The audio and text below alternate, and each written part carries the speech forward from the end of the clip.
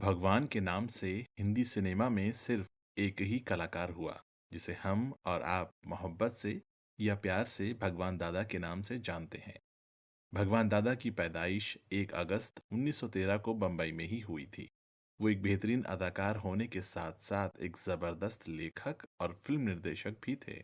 इस मौके पर उनकी सबसे मशहूर फिल्म अलबेला का जिक्र करना जरूर चाहूंगा। उनकी सामाजिक फिल्म अलबेला, ये फिल्म 1951 में रिलीज हुई थी।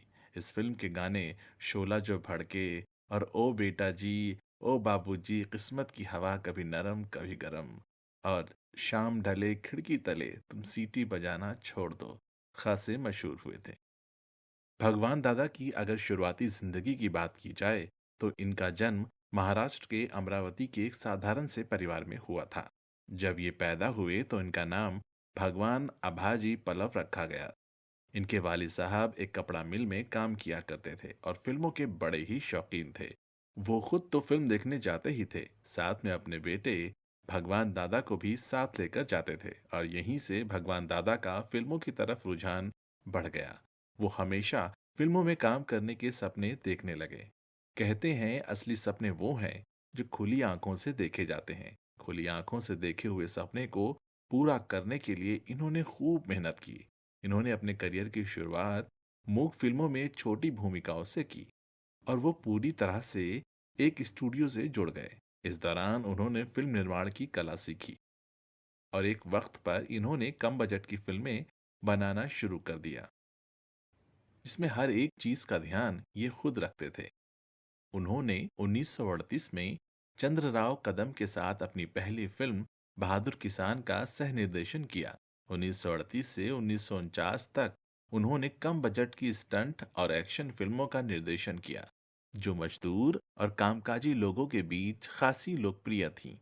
वो आम तौर पर अपनी फिल्मों में एक भोले भाले आम इंसान की भूमिका निभाते थे। इस अवधि के दौरान उनके द्वारा बनाई गई उल्लेखनीय फिल्मों में से एक तमिल फिल्म वाना मोहिनी, ये फिल्म 1941 में रिलीज हुई थी, जिसमें एम के राधा और श्रीलंकाई अभिनेत्री थवामिनी देवी ने अभिनय किया था। 1942 में भगवान दादा जंग आज़ादी फिल्म की शूटिंग मशहूर अदाकारा ललिता पवार के साथ कर रहे थे। ललिता पवार उन दिनों फिल्मों में मुख्य अदाकारा के तौर पर काम किया करती थी। एक सीन के दौरान उन्हें ललिता पवार को जोरदार थप्पड़ मारना था। उन्होंने ललिता पवार को इतनी जोर से थप्पड़ मार दिया कि उनके चेहरे पर लकवा मार गया और उनके बाईं आंख की नस फट गई। 3 साल के इलाज के बाद भी ललिता पवार की बाईं आंख ठीक नहीं हो सकी और उनका करियर एक तरह से खत्म सा हो गया था। लेकिन बाद में उन्होंने फिल्मों में चरित्र भूमिकाएं निभानी शुरू की और बहुत ज्यादा मकबूलियत हासिल की। 1942 में उन्होंने जागृति पिक्चर्स के नाम से अपना प्रोडक्शन हाउस बनाया। 1947 में चेंबूर में जमीन खरीदकर जागृति स्टूडियो की नींव डाली। राज कपूर की सलाह पर उन्होंने अलबेला नाम की एक सामाजिक फिल्म बनाई, जिसमें भगवान दादा और गीता बाली ने अभिनय किया। इस फिल्म का संगीत उनके जिगरी दोस्त चितलकर यानी कि सी रामचंद्रन ने दिया था। इस फिल्म के सारे गाने बहुत मशहूर हुए और लोग उन्हें आज भी याद करते हैं। अलबेला जबरदस्त हिट फिल्म रही। अलबेला के बाद भगवान दादा ने सी रामचंद्र और गीता बाली को लेकर फिर से झमेला नाम की फिल्म बनाई, जहां उन्होंने अलबेला की फार्मूलाबद्ध सफलता को दोहराने की कोशिश की, लेकिन बात कुछ बनी नहीं। उन्होंने 1956 में फिल्म भागम भाग का निर्देशन तो किया ही, साथ ही साथ इस फिल्म में अभिनय भी किया। भगवान दादा जब अपने करियर के शबाब पर थे तो उनके बहुत से किस्से मशहूर हुए। उनमें से एक किस्सा ये भी है कि वो स्टार बनने के बाद 25 कमरों के बंगले में रहा करते थे और उनका ये घर जुहू में था। यही नहीं, उन्हें लग्जरी कार रखने का काफी शौक था। एक रिपोर्ट के मुताबिक उनके पास 7 कारें थीं और वो हर दिन कार बदलकर फिल्मों की शूटिंग पर जाया करते थे। यहाँ तक तो सब ठीक चल रहा था। वो कहते हैं ना कि ऊपर वाला अगर छप्पर फाड़ के देता है तो कभी कभी ले भी लेता है। अपने करियर की पीक पर वो जिस चीज पर हाथ रखते थे वो चीज सोना हो जाती थी। लेकिन उन्होंने कुछ ऐसी गलती कर दी कि वो अर्श से फर्श पर आ गए।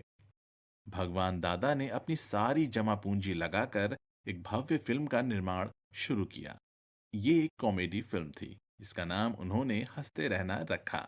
इस फिल्म में उन्होंने किशोर कुमार को बतौर हीरो साइन किया। शायद उनकी जिंदगी की ये सबसे बड़ी भूल थी। ये फिल्म कभी अपने अंजाम पर नहीं पहुंच पाई और इनका लगाया हुआ सारा पैसा डूब गया। इसके बाद इन्हें अपना बंगला और गाड़ी तक बेचनी पड़ी और सारी जिंदगी 2 कमरे के मकान में गुजारनी पड़ी।